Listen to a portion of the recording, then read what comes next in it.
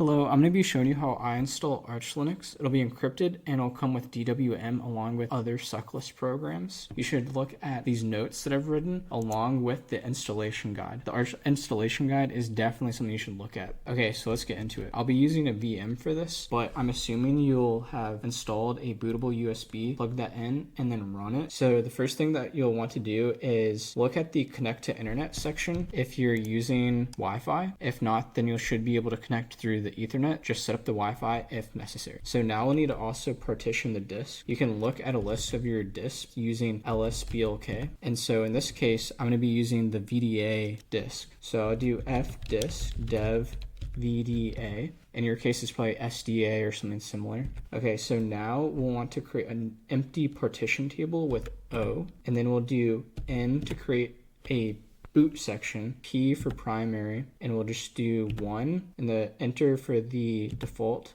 sector, and then for the last sector, we'll just make it so it's 256 megs. Now we need to create a partition that contains everything else. So we'll just do new and then primary, second, just enter and enter to contain everything. Then we'll want to write this. Okay, so now that everything's written, let's format our boot. So we do mkfs that and then F32 dev, and then we want VDA, or in your case it might be SDA something, and then 1. Okay, so that's made the boot section, and then we'll want to create loops for the actual encryption part that is the other partition that we created, the part 2, which contains all the other storage. So the part 1 was everything needed for booting your computer. So the part 2 will be the actual encrypted part. We'll create loops, which is the encryption with crypt setup -c aes xts plain 64 -y --use random loops format dev vda2 and yes in all caps. Then we'll enter a password, and now we'll wait for it to run.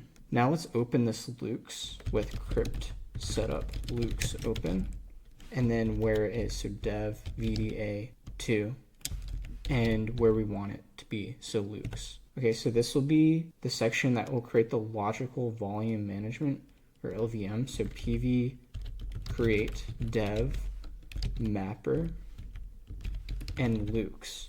This will create a physical volume that is the usable storage for LVM. Now I want to create a volume group with vg create vg0, that's what we'll call it, and dev mapper loops.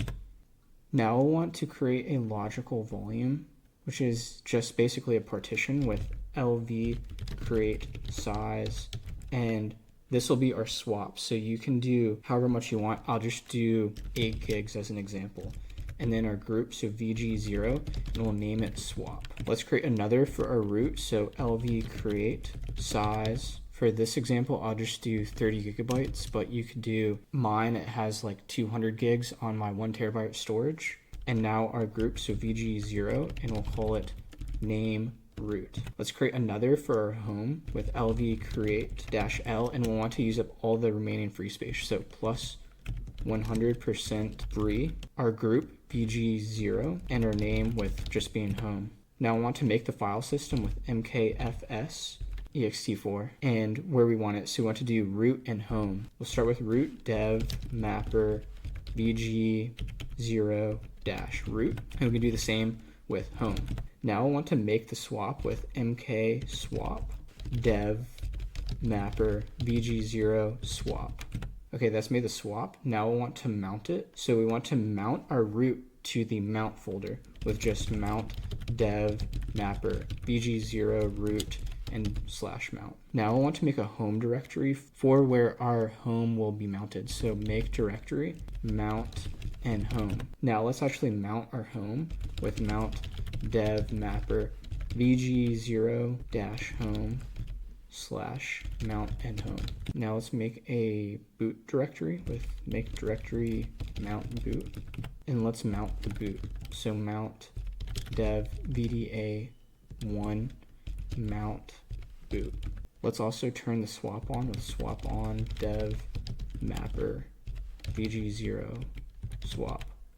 Now that everything's mounted and swap is on, we can install what we need. So we can use the packstrap command with packstrap-i where we want it to install, so /mount, which is our root, and we need base devel Linux firmware git vim, and I'll install neovim later if I want it. And we need to encrypt it, so lvm2, we need grub, and if you're using UEFI, we need EFI boot manager. And also if you need networking, we need DHCPCD.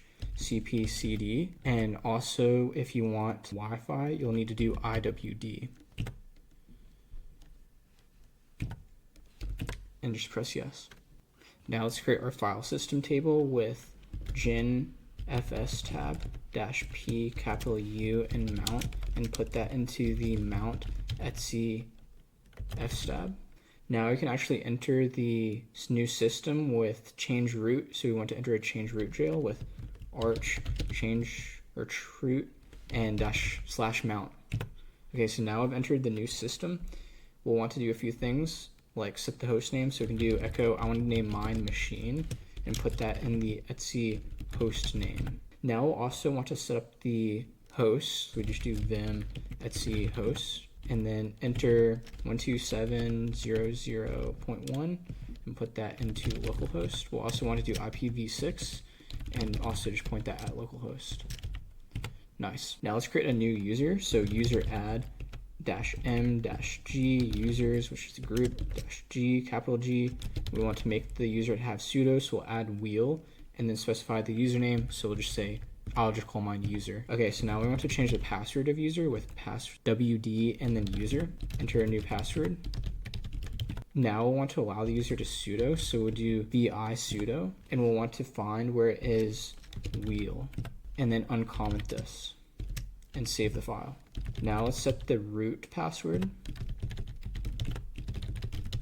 We'll also want to enable UTF-8 English version, so vim etc local gen and find enus, uncomment that, write the file, and we'll want to write the command local gen. We'll also want to echo out the language that we want to use with echo lang is equal to en_us UTF-8. Put that in etc locale.conf. And let's just also export the lang as export lang is equal to enus UTF-8.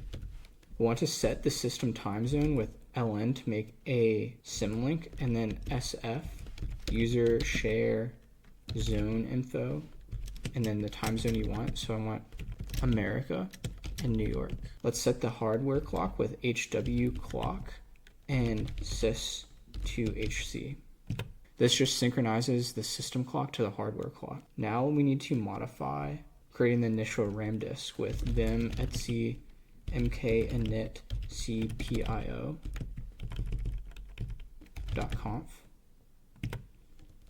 And we need to add a module ext4,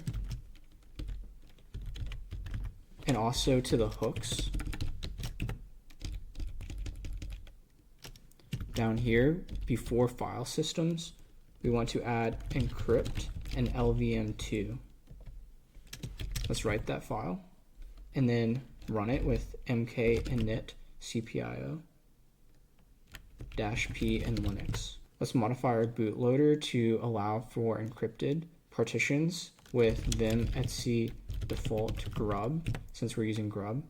To the grub command line, let's add crypt device is equal to dev and VDA2 because that's where it's encrypted, and then lukes, and we want the root to be dev mapper VGA0 and root. Save that, and we'll want to run the install with grub install and dev VDA. If you're using UEFI, just follow the link that I put and look at the grub arch wiki and follow the UEFI instructions. It's changed a couple of times since I've looked at it, so I just want you to follow the instructions that I have. Okay, let's run the install. Now let's make the config with grub make config -o boot grub .cfg. Okay, so this generated the config, and now we can exit, change root jail, and then unmount everything with umount. We want to do it recursively and then just on our mount folder. Now we can turn off the swap with swap off -a and reboot.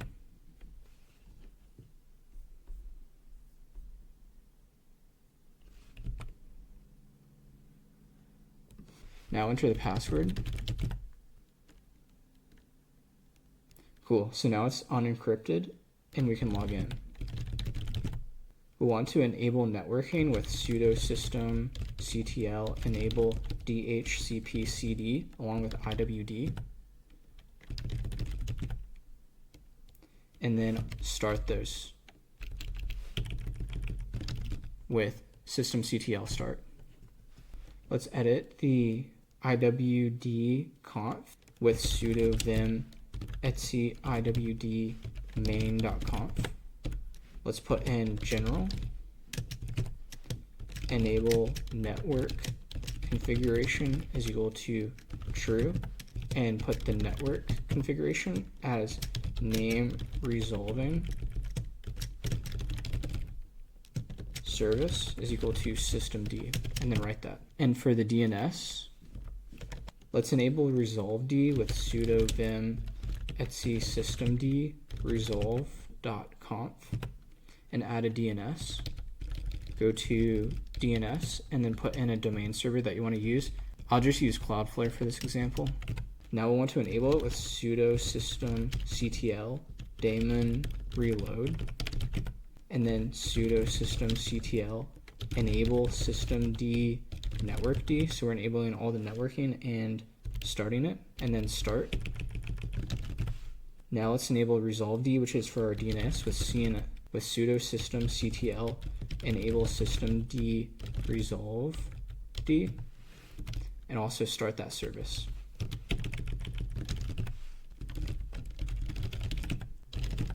Now let's ping a website to see if it's working.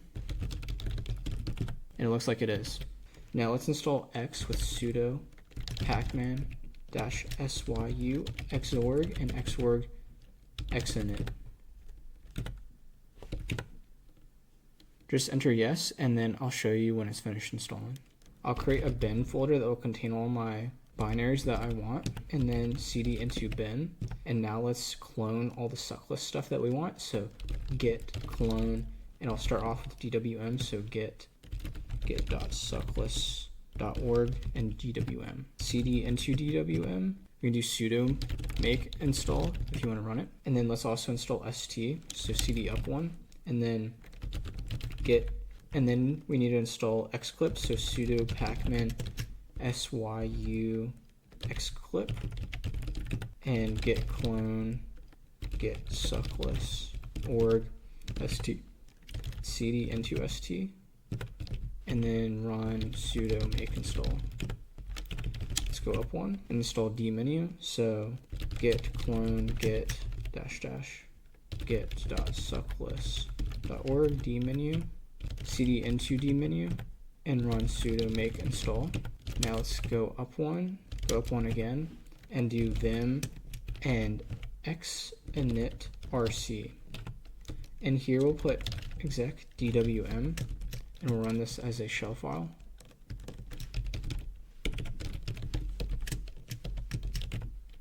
Let's put vim bash profile, and then here we'll put if the display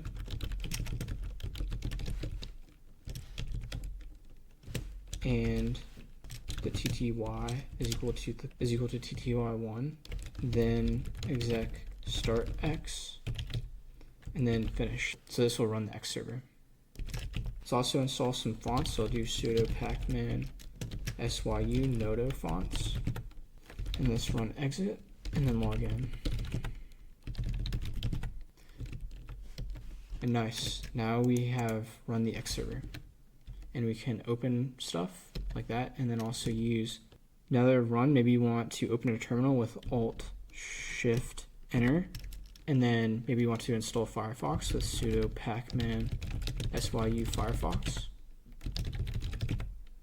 Now we can actually open Firefox. We can close the terminal with Alt-Shift-C, and then open Firefox with Alt-P and then Firefox.